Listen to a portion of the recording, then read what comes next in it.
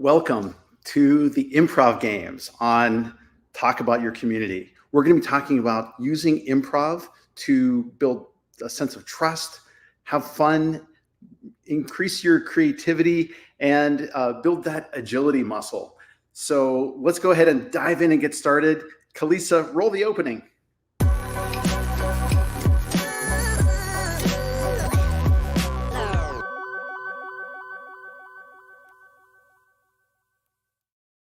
Good morning, good afternoon, good evening, wherever in the world you may happen to be. You've tuned into Clocktower Advisors Talk About Your Community, where we bring in all kinds of experts who have something to say about the topic of community building and that collaboration and connection that we all feel, whether it's technology mediated or person-to-person live.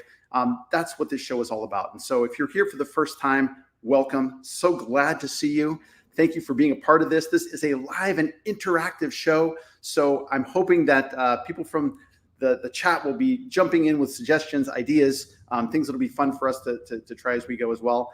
But I am so excited to be having our guests on the show today. Before I bring them on, just a quick teaser for a couple of upcoming streams this month that I'm going to be active with.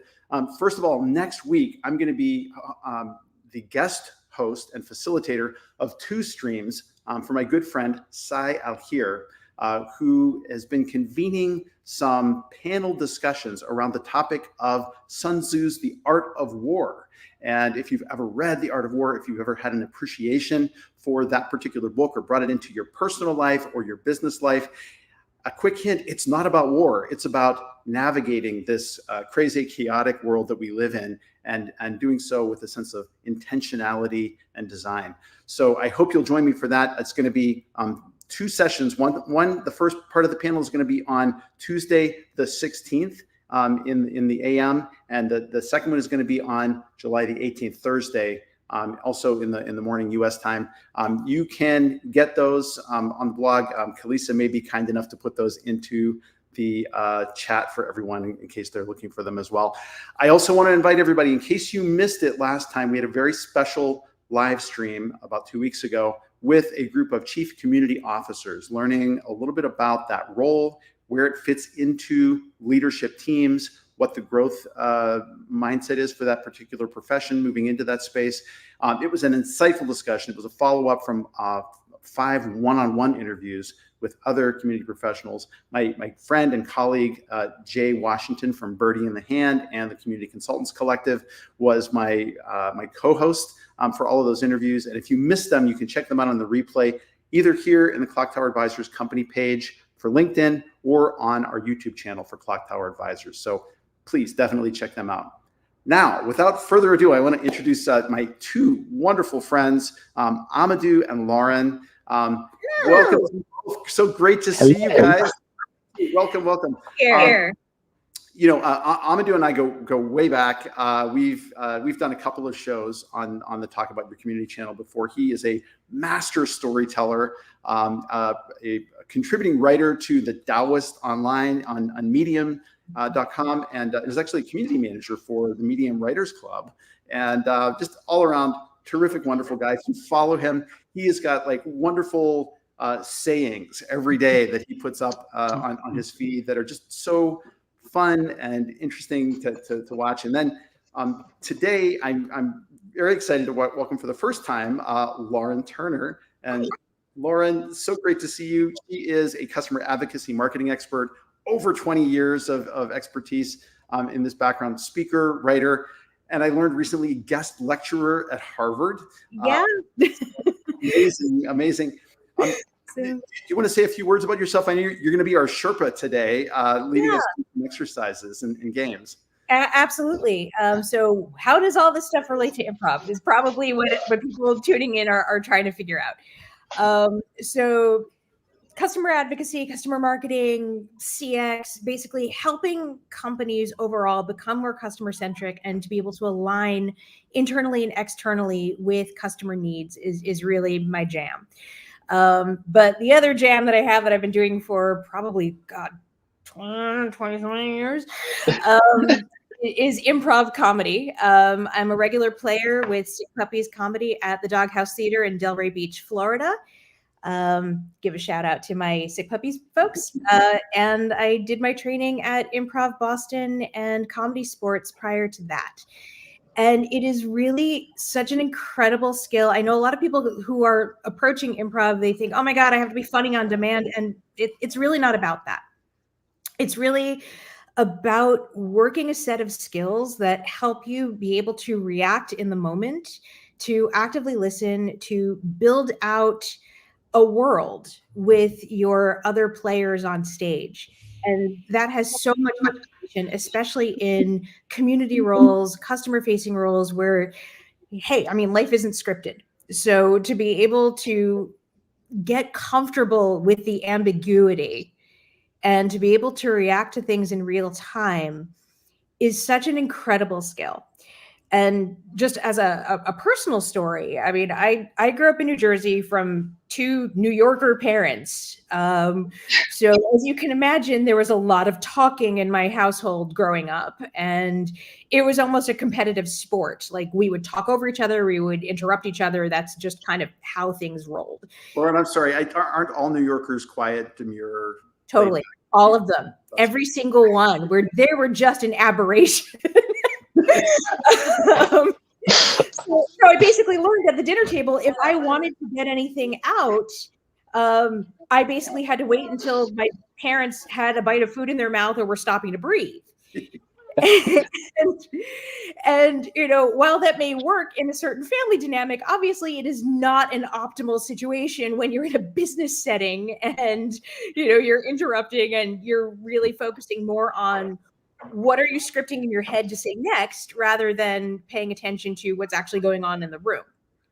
And improv, I'm certainly not going to say like improv cured me that entirely. That would be awesome, but like, that would not. It helped a lot though. Because you know, one of the things with improv is you're on stage, you have to react in the moment. And if you're in your head trying to think of the clever thing or the funny thing, or how am I trying to direct this scene to go in the direction I want it to go, you're not paying attention to all the stuff that's going on out there. And so you may never get your opportunity to say that cool and witty thing because the conversation going on stage may go in a different direction. And so you've missed that sync. But also, you can really miss a lot of things with like the body language and the subtleties of what could be going on with characters. And so when you get into that practice of shutting off the voice in your head that's planning out the next thing to say and just fully focusing on what's in front of you, it makes you so much more open to be able to contribute to whatever is going on, whether it's on stage or whether it's in a community or whether it's in a business meeting or really anything else that you are part of a greater conversation. Beautifully said. Yeah, absolutely. Absolutely. I think before we kind of get started with some of this stuff, I wanted to give a quick shout out to some of our guests who jumped in. Mark Swanky, Thomas Stokes.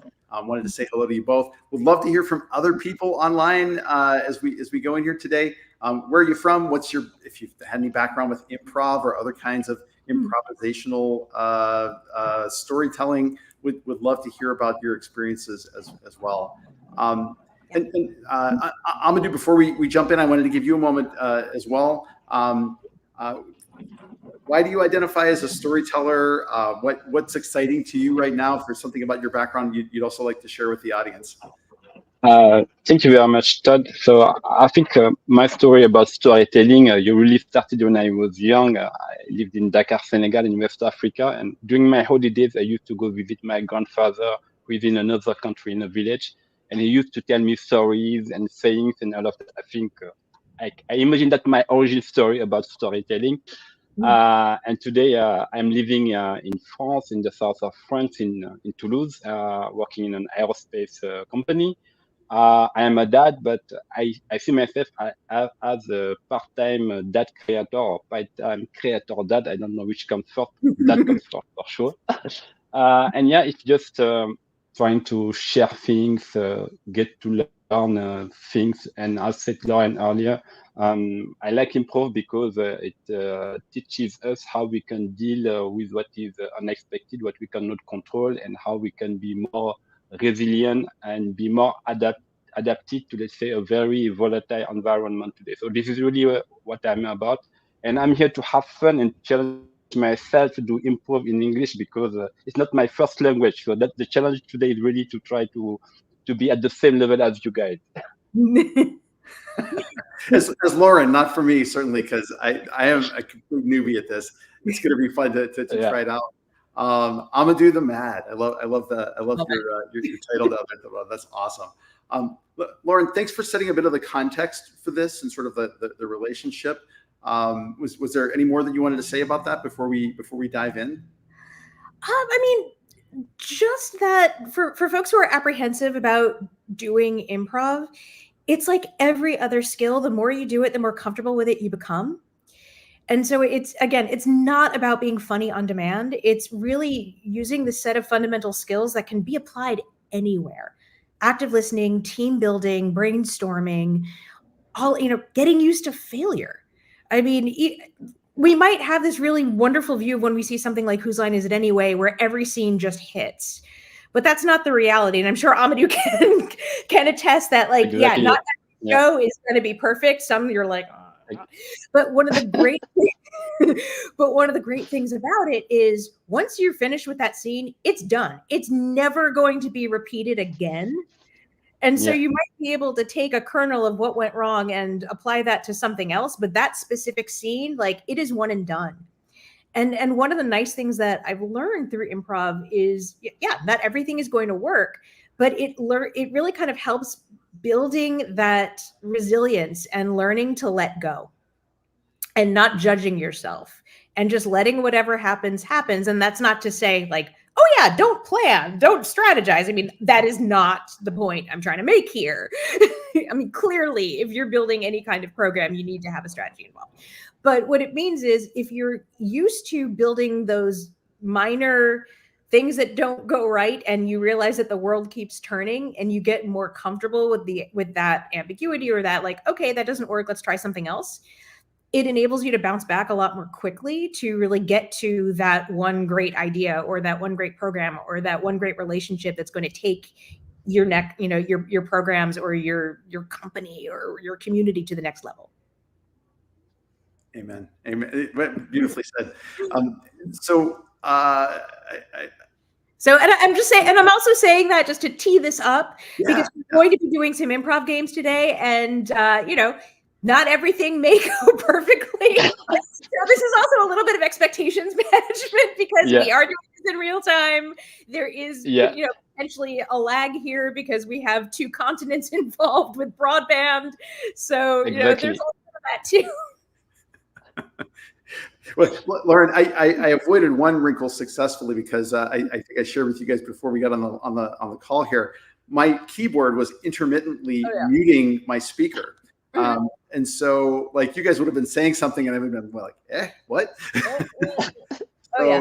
So already, hopefully, we avoided one problem. So with one jinx out of the way, hopefully we won't have any others through the course of this. Oh yeah, I mean, I've had kind of a similar thing. I was on another podcast a couple of months ago, and you can't really see from here, but my office faces the front of the house, and so there's a window here, and my dogs like to hang out in my office with me. In fact, my dog Molly is actually right here on the floor, and it is always the case that whenever I'm doing a podcast or I'm doing a webinar or having a meeting with a C-suite person or something like that, that is always when the Amazon delivery guy shows up. Of course. And so my dogs come running into the room if they're not already, jump into that window and start barking their heads off. And that happened in the middle of a live stream podcast. So being able to just kind of roll with that, and it's like, well, clearly, Molly and Flash are expressing their very strongly held opinions on why you need to hire experts to run a community. Exactly. And not just falling apart of like, oh my God, I can't believe this is happening. People are you just kind of learn to like, all right, this is what happens.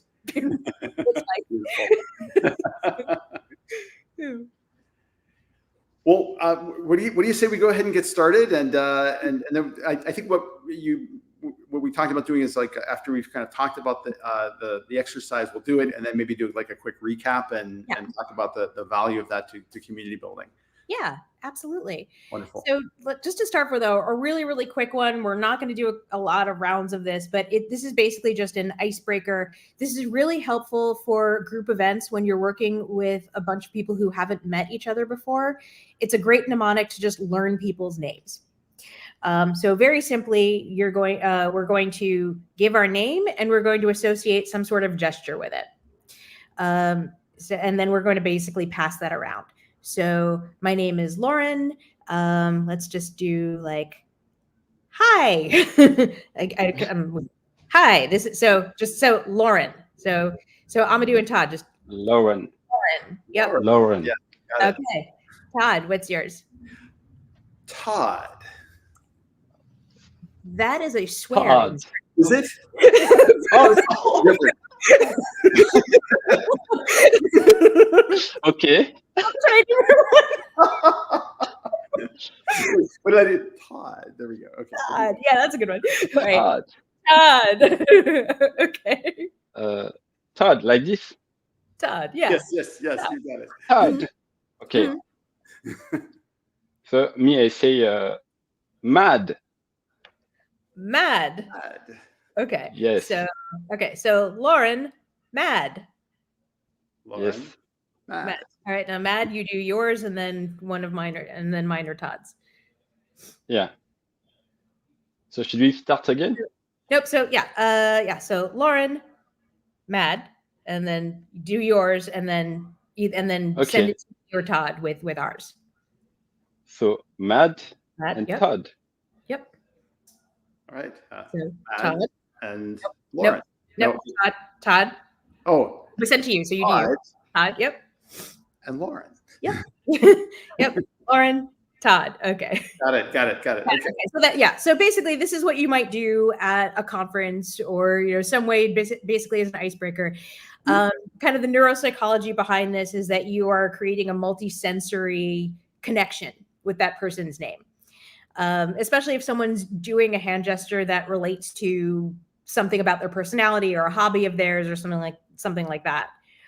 So let's say if I were a guitar player, I might do like Lauren, something like that. And so it helps people remember each other's names. It's good for quick recall, helping to build that quick connection. Great. So try it at your next party. Definitely, yeah. Work really nicely on a Zoom call for a group of people to get to know each other. If you had a limited number of people, in the room. Yeah, absolutely. And also if we're going to be doing, some kind of a broader improv workshop, it's a really great thing because if you were to do like weird hand gestures by yourself, people are going to be like, what's up with that person? But when it's a group activity, it's okay because everyone is doing the silly thing.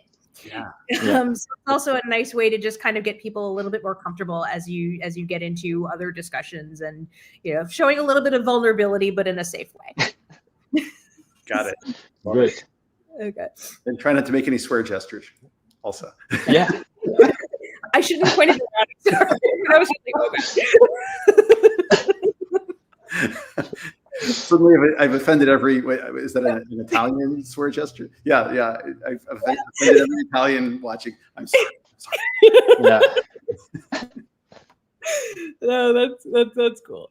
Okay, so the next one we're going to do, there's kind of a classic improv warm-up game called 5 Things where you are asked to just quickly off the top of your head name 5 things of any kind of category, like 5 things you would never see on a restaurant menu, 5 superheroes that don't exist, and you're really not to think it through. It's not about finding the best answer. It's about just quick. And for each thing that you name, everyone counts along. So a version of this that I really, really like, which just to give another shout out to Courtney Pong from Comedy Sports in Boston. She modified this one to a game called I Can Do Everything Great.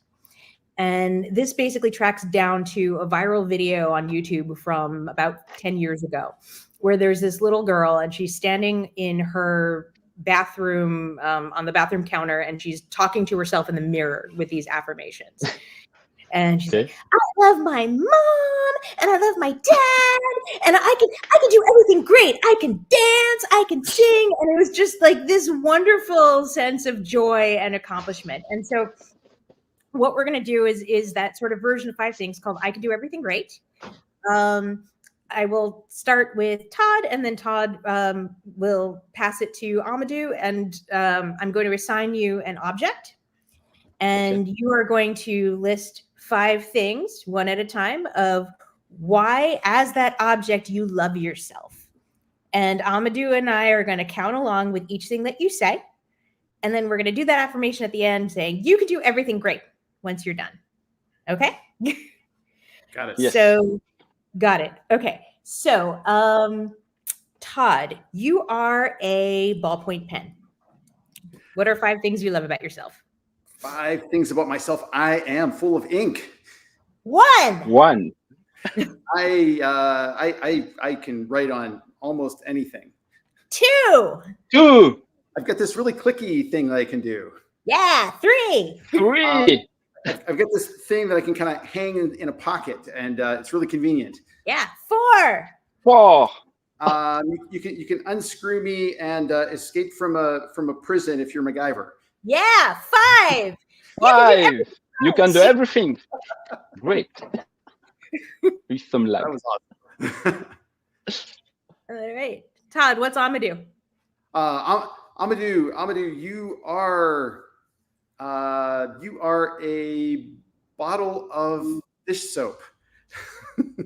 I am a bottle of dish soap. I can clean everything. 1. I can dance to the soap opera. 2. Ooh, nice use of puns. I can lift my brain. 3. Okay. So number 4, I can write on the sand. 4. Okay, and number 5, I am very smooth. 5. You can do everything great. Yeah. All right, Okay. Ahmadou, what am I? So for Lauren, what I have, I'm in my garage, so I have a bicycle helmet. A bicycle helmet. Oh, awesome. I make an exciting fashion statement for kids on the go. 1. I keep people safe. 2. 2. I can be lobbed at somebody's head as a weapon in a pinch. 3. 3. I love that I can be used to put it in an empty parking space to keep people from stealing it while I get my car. 4. 4. I love my chin strap. It is adorable. 5. 5. You can do everything great. Awesome. So let's kind of deconstruct this a little bit. Why are we so? Todd, Ahmadou, can you tell me why are we cheering along with these things? Does it matter when with what I'm saying? Like, are you going to point out me and be like, you can't do that with a bicycle helmet? Like, what are you talking about? Yeah, like, the point is not. No, I don't think that actually works. No, it's about affirmation, right? Yeah, exactly. Yeah. For me, it's more like to accept what you're saying without judging and just going along with you. Yeah. Yeah. Now think about this in the context of a community. Now, if you were to, set up a different way of communicating with folks, or you wanted to do some kind of activity, or you were giving a suggestion, or even in a forum, for example, like someone has a question and you answer that question, how much more likely would you be engaging in that community if you knew that whatever you said, you were going to get that completely unrestricted affirmation and support? Right. Yeah. And and when you have that kind of mentality, even if you're doing something alone, like planning something out or brainstorming, having that kind of a drill will hopefully over time tamp down that inner critic that we all have in our head that's going to say like, oh, that's a dumb idea. And it's really just get it off, get it off your head, put it on paper, put it out there, and something will come of that. But think of how many great ideas never actually got to materialize because you essentially crossed it off the list before you even got it on the list. Yeah. I think about this, Lauren, as far as like starting new communities or new groups, pulling people together. Like, because I'll often get this. I just saw this the other day. Somebody posted something in a forum that I'm helping to run, and they said, "I don't know if this really belongs here." But so rather than me jumping in and saying, "Well, yeah, it probably doesn't," like, you're trying to get people to feel free about participating in the space. You can always course correct a little bit later once there's a little bit of energy going in the space. And so I like this exercise as a reminder to, like, it's not always good to have that inner critic voice turned on. And and I think it becomes even more amplified when you're talking about professional communities where people really are experts in a certain topic. What I've seen more often than not, and it still blows my mind, that almost the more experience somebody has and the more education someone has in a topic, the less confidence they have that they know what they're doing. Because it's like, I mean, I've seen people with PhDs in customer experience design being like, I don't know if I want to speak on behalf of anything, but maybe you might want to consider. And it's like, you're always worried that, like, you need to peer review everything before you post it. And it's that level of education where, it's almost like it destroys your confidence to be able to say anything. Exactly. And I think for those sorry, I didn't mean to interrupt you. No, so I think it's called the Dunning-Kruger effect when, exactly. And I just wanted to jump before, because also I'm working at Airbus, and we adapted Google Workspace. And at some point, Google changed let's say, in the chat space from like when we can discuss about topic and then do inline threading. So they did the change recently. And in all our chats, each time someone posts something and they just post below, the first thing that people will tell them before answering the question, you should use inline thread, and they delete their initial, let's say, answer. So it's really, I can really feel what you are saying, because I'm experiencing it right now at work, where we have some user space, and people will they smash at me first because I'm not respecting the rules, instead of just, let's say, answering my question or asking me, did you use the search function or something like that? So I really resonate with what you are saying, Lauren. And I mean, just another example, LinkedIn. Everyone is creating content on LinkedIn, and I mean, I do it too. I'm like, oh, should I post that thing? Is this going to sound professional enough? Is this too casual? Is this too personal? Is this too this? Is this too that? And I think most people kind of go through a little bit of that when they're trying to figure out what to post. But it's like, come on, we've got millions of people on this. Unless you are already, a Simon Sinek or a celebrity that already has 1 million followers, like what? And unless you're typing something that is just like truly inflammatory or troll-like, right. What are you gonna do? What's the worst that's gonna happen? I mean, obviously, don't do anything dumb like post proprietary information or something that is obviously going to get you in trouble. But just to be able to post your opinion or something about your life experience, or hey, I've tried this in my community and I found this to be really effective.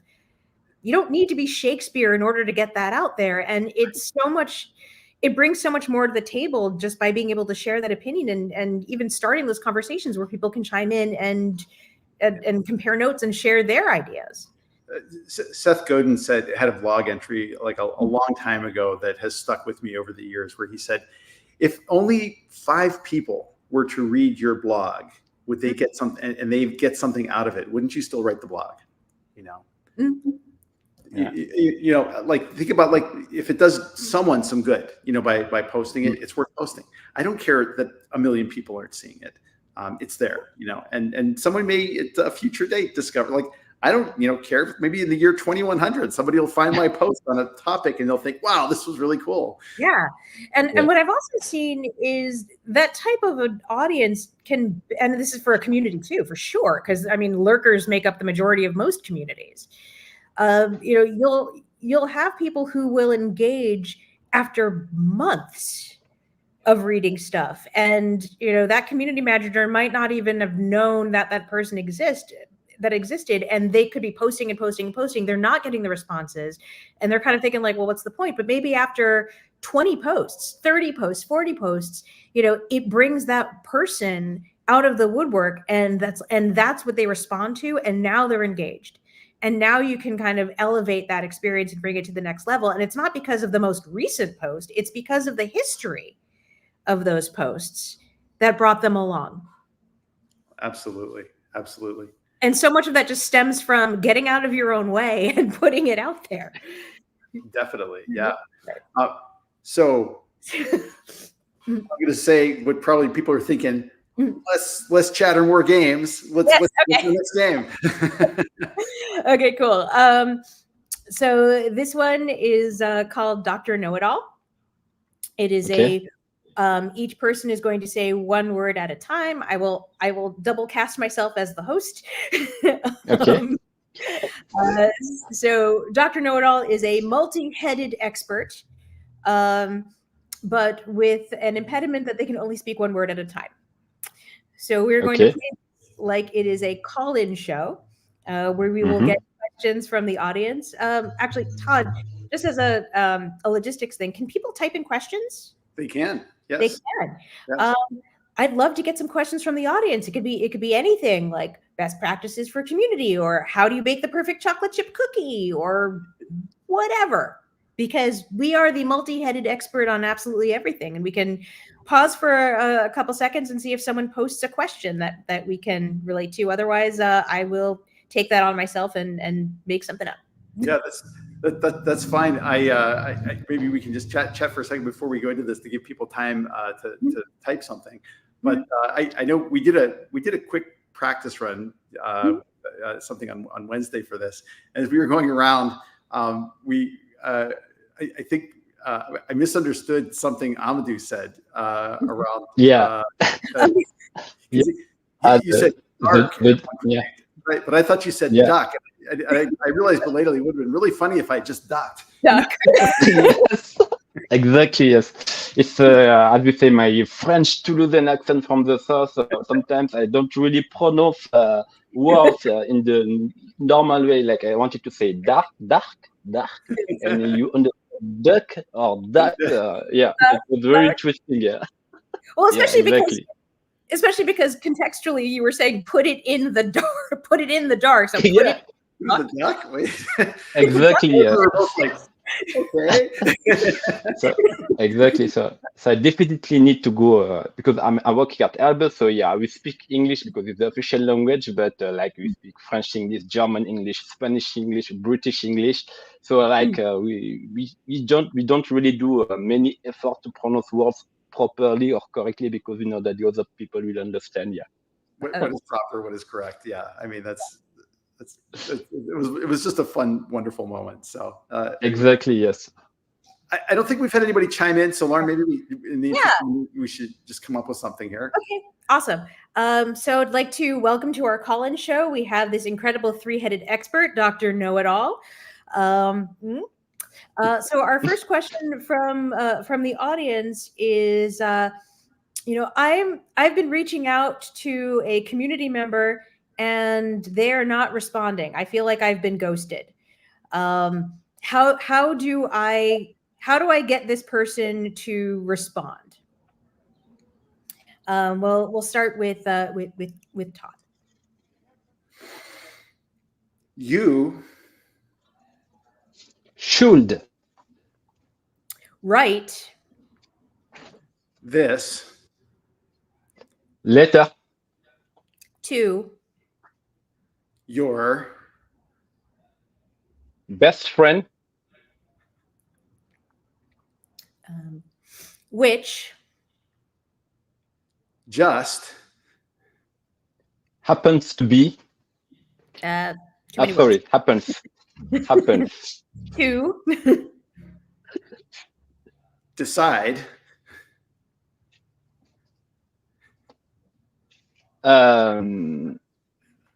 to hire community Manager. Therefore, this Person. will destroy The. career or Answer. the question. exactly. So let's recap here. So we're basically talking about some veiled threats. You might want to recruit your best friend to help write a letter to this person who has ghosted you, who also potentially has the authority to hire or maybe even fire that person to, politely or not so politely nudge that person to respond. Exactly. So thank Well, you. Yeah, that was awesome. I like this exercise. So should we try again with another question? Yeah, I think we have one from Mark in the audience here. Oh, okay. What's Mark's question? Mark asks, CEO, I'm a CEO. The community was filled with spam posts overnight. What should we do? Should we just turn the community off? I'll start. Spam Is. Oh, sorry, we do it the Never. other way. Sorry. That's good. That's good. It's okay. Spam is, sorry, what did you say? Never. Never a Solution. To building Thriving. communities. so It's me. Sorry. Yeah, it's you. You Must reach out before the down don't. like I mean the end of the day. I think is done. Yeah. done before end of day. Okay. Yeah. Okay. Yeah. So You Invite anyone to be active in the or the group. Okay, so let's recap here. So we're not going to say you necessarily need to shut the whole community down, but what you really should do is proactively respond to some of these people, in a timely manner by the end of the day. And maybe see what's going on. And, are they bad actors, or do they just need a little bit of encouragement to write the correct types of posts in your community? I'm kind of extrapolating this from, what was implied. All good. It's all good. yeah, exactly. You are awesome at this, huh? I'm really impressed. So hopefully that answered your question, Mark. Thank you, Mark. Yeah. Do you want to do one more round? All right, so we'll do another one starting with Todd. Any more questions? Otherwise, I will bring one up. No, go ahead and bring one out. I haven't seen anybody new come in. Okay. What's the best plan for summer fun? Summer Is The best season for festivals or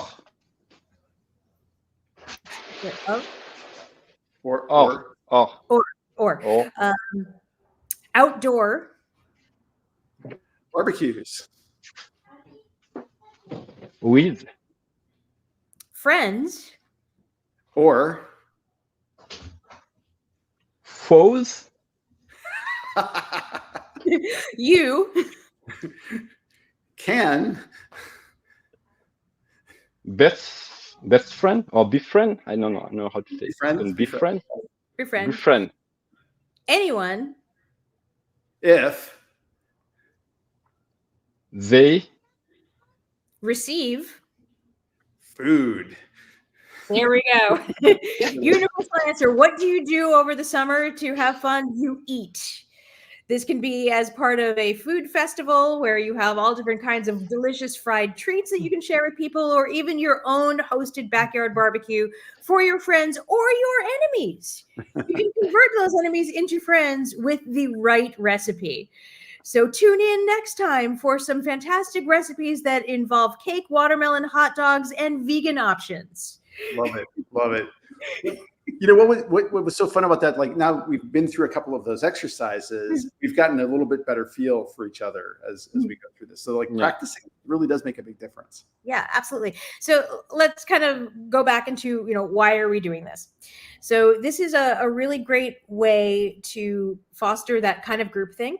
I mean, at the end of the day, what is coming out, like, we're not looking for an Ann Landers style, like, best advice thing. It doesn't even need to make logical sense, just so long as it makes syntax sense. And so what this is doing is, and this is an especially hard exercise for people in leadership positions who want to control the whole thing, you can't. You are bound by what we said before you, and you need to set up what the next person is going to say.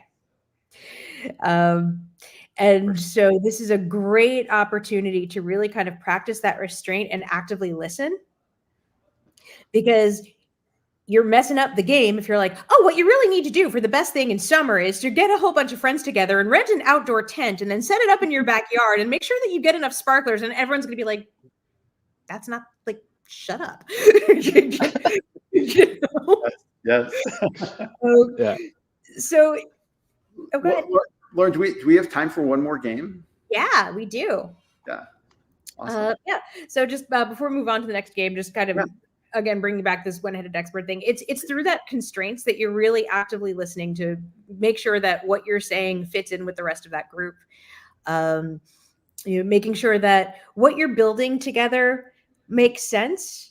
I mean, and is fun. No one's really expecting the best, the best, most factual outcome. And the funny, if you really want to plug that back to the improv comedy part of improv, is it's going to go off the rails. Like, that's just kind of how the game works, but it's fun that way. And then, of course, the host has to justify what came out of that is another exercise of itself, which is its own type of, thinking on your feet and being able to. For sure. So this next game is called What a Great Wedding. It's a category game, similar to 5 Things. And we're basically just going to start off talking about this wedding that we just all conveniently happened to attend. So this wedding is state.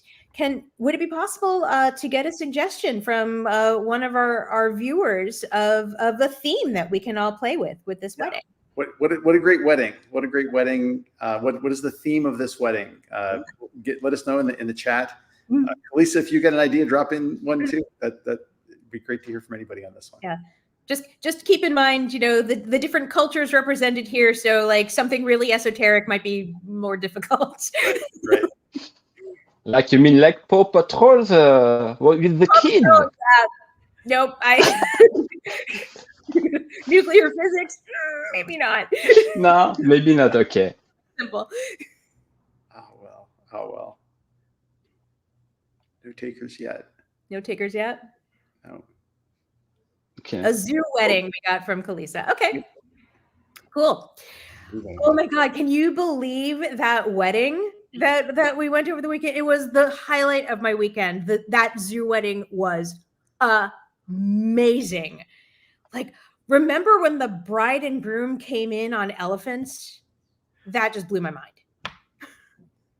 That was really amazing. And wait, do we say something after that? Is that?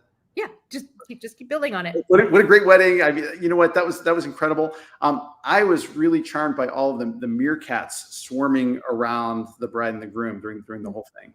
Yeah. Amazingly, they didn't get trampled by the elephants. Shocking.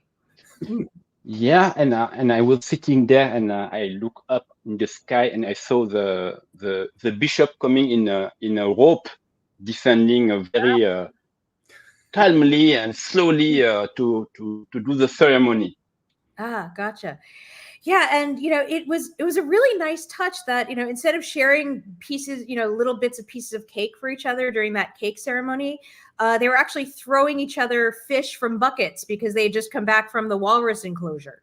Yeah, I really loved that, and the monkeys get in on the act too, which was amazing because they were throwing bananas at them as well. Yeah. and I remember. Instead of having young children bringing the rings, it was like some lions, like from the Lion King. It was very awesome. I was really impressed. So cool. Yeah, and I mean, I was kind of going in expecting that there was going to be a buffet, but realistically, they just gave everyone in attendance a whole bunch of coins to put in like the little turn machines that gave out birdseed and peanuts, which was perfect for my diet. Yeah, that that was terrific too. And for me, the real topper was the singer was that parrot that I didn't know opera came out of a parrot's mouth, but it was incredible. Amazing. Yeah. Amazing! What an amazing wedding! That's what we should say. What an amazing wedding that was! What an amazing wedding! An amazing wedding that was. That's I have out of ideas. No, that's good. That's when you ended. Any other suggestions for a theme that we could work on? Anybody else got a theme? We've got some shy people on the stream today. Okay. You want to get really meta? We could say, we went to a corporate community wedding. A corporate community wedding. I love that. Let's do it. Yeah. Yeah. I went to this corporate community wedding, and I thought the whole thing was really well done. I really appreciated the engraved business cards that the bride and the groom exchanged during the ceremony. Yeah, that was incredible. Instead of the programs that were handed out at the church, they were basically just screenshots from forum discussions. And I remember that the wedding was done at the rooftop of the building, and they were only surrounded by I don't know how to say, peanuts in the swimming pool. Yes, that was pretty amazing. But I was rather impressed with how they set up all those screens to zoom everybody in that couldn't be there in person. That was kind of great. Oh yeah, that was great. Although it was there was a little bit of a glitch. When the minister was posting, a question about whether or not the bride and groom intended to stay together forever, and there was like a 20-minute lag before anyone responded. Yes, I remember, and I remember the I don't know, the groom came from Africa, and instead of giving elephants to the father, he gave the father of the bride only bitcoins. Bitcoins. Yes, that was rather amazing. And then everybody got as takeaways and party favors from the wedding a group of unique NFTs created by the bride and the groom. Yeah. that was pretty great. And it was lovely how the bride's sister set the stage for the wedding by reading the very exhaustive list of terms and conditions that all of the wedding attendees needed to abide by in order to attend the wedding. And then after as a final to ceremony, the bride offered some virtual flowers to his future husband. I don't know how to say it. That was lovely. Yeah, especially since he had to, redeem the flowers for completing a certain set of activities prior. So,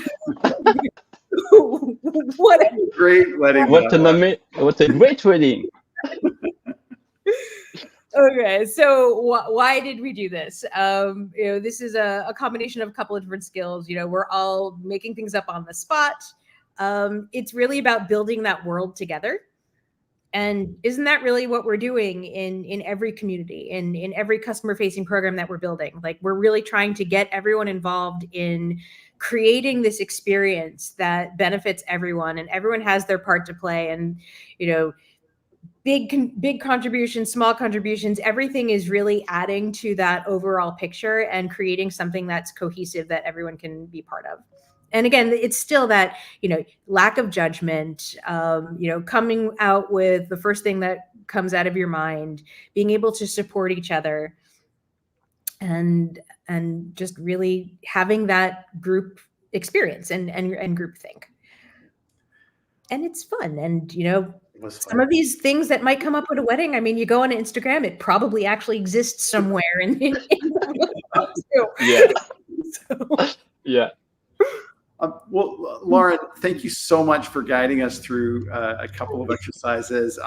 Really appreciate this. And I think like the conversation about like how these things help is a really nice practical tie to what we do day to day in our community building, sorts of activities, and how we conduct our professional lives too. Yeah. Getting better at all of these skills is something we could all stand to practice. So before we break, and I can't believe that the hour has flown by already, is there anything that you'd like to share about something you're working on or something you're looking for right now? Anything like that we can put out into the internet ether before we break for the day? Yeah, sure. I mean, if for those of you watching, if this seems like something that's fun for you, it's super fun. I conduct these types of workshops all the time. They're great. You can reach out to me, Lauren at customercentrics.com, or reach out to Todd and he can connect you with me, and happy to set something up for your company. But yeah, it's especially now in the summer when everything is a little bit in that kind of lull anyway, when people are on vacation. This is a great low stakes, fun, engaging way to get your community members to do something, something fun and engaging and memorable that isn't going to be a huge intellectual heavy lift. Yeah, absolutely. Exactly. Yeah. Absolutely. Ahmadou, what about yourself? Anything you want to plug before?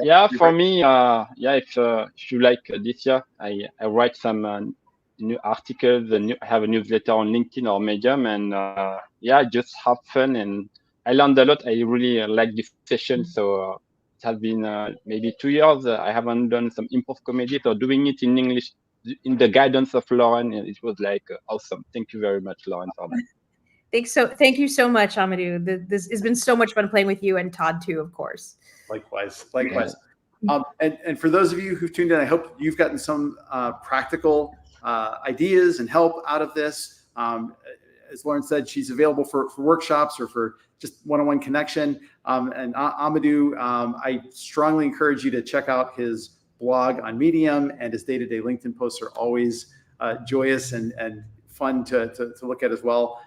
He's a great collaborator and friend. And so I appreciate you both for all of this.